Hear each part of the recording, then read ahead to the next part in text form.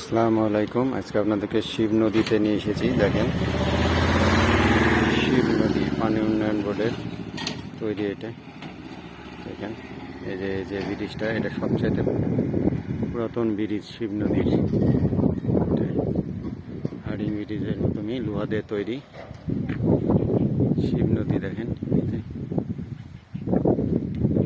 কত সুন্দর, দেখেন পানি উঠে আছে। এটা হলো শিব নদী। দেখেন পানি উঠেছে কত সুন্দর, যেখানে আছে কত পানি উঠেছে। দেখেন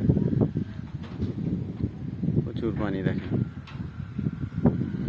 এটা হলো শিব নদীর ব্রিজ দিয়ে যে গাড়ি আসছে, হারিং ব্রিজের মতো, পানি।